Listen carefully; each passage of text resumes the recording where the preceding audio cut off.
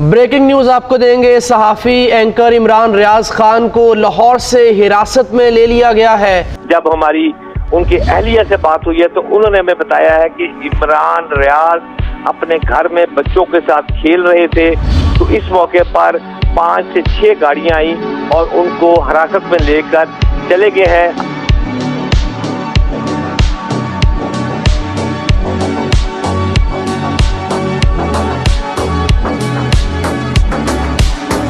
ये मरियम नवाज ने कहा है, ये आप याद रखिएगा, करप्शन मेरी रेड लाइन है, ये मरियम नवाज ने कहा है। तो मैं ये रेड लाइन याद दिलाता रहूंगा जब तक मरियम नवाज इस सीट के ऊपर विराजमान रहेगी। क्योंकि देखिए, पहली खातून वज़ीर आला आ रही हैं पंजाब में, वेलकम, लेकिन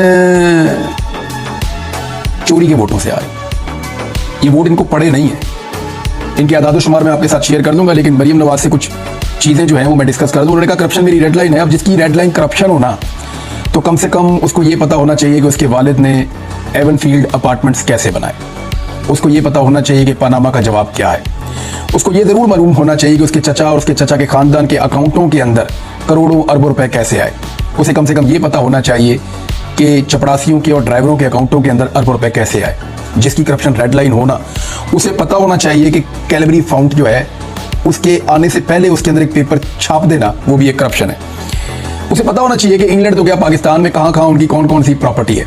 जिसकी करप्शन रेड लाइन होना, उसे पता होना चाहिए कि हुदैबिया में क्या हुआ था, अल तौफीक में क्या हुआ था, अल अजीजिया में क्या हुआ था और पनामा में क्या हुआ था। इस खानदान की जो करप्शन की कहानियां ना, वो पाकिस्तान के अंदर नहीं, पूरी दुनिया के अंदर छपी है और दुनिया में कहीं भी ये किसी को भी झूठा साबित नहीं कर सके आज तक।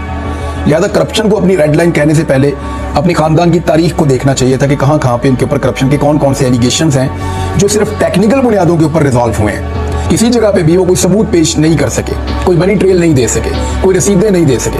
तो ये जनाब इनकी पूरी कहानी है। मामला जो है वो कमिश्नर की ज़हनी हालत का नहीं है, मामला मुझे इनकी ज़हनी हालत का लगता है बेचारों की। क्योंकि इनको जैसे ही धांधली का नाम लो तो ये एक अजीब किस्म की कैफियत में चले जाते हैं। इनके मुंह से झाग निकलना शुरू हो जाती है फॉर्म 45 का नाम सुनते ही, और अजीब वही इनकी सूरत हाल हो जाती है बेचारों की। तो मुझे तो इनके ऊपर तरस आ रहा है।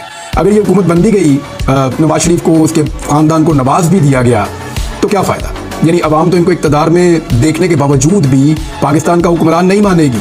वो इसलिए कि लोगों ने इनको वोट ही नहीं डाला हुआ। यानी मेरिट चोर थी मरियम नवाज एक दौर में। बहुत सारे लोगों ने बताया कि उन्होंने मेरिट की खिलाफवर्जी करते हुए एक कॉलेज में दाखिला लेने की कोशिश की, और उस दौर में जब कॉलेज ने उनको इनकार किया तो अपने वालिद गिरामी से कहकर उन्होंने वहाँ पे नौकरी से निकलवा दिया। और उसके बाद प्रोटेस्ट हुआ और फिर नवाज शरीफ साहब को अपना फैसला वापस लेना पड़ा। तो उस दौर में मेरिट की खिलाफवर्जी की जाती थी, मेरिट की चोरी की जाती थी। अब मैंडेट की चोरी की जाती है। चोरी की एक रवायत जो है वो अब तक कायम है, और कभी मैंडेट चोरी, कभी मेरिट चोरी, और अब देखते हैं कि इसके बाद और क्या चोरी होता है।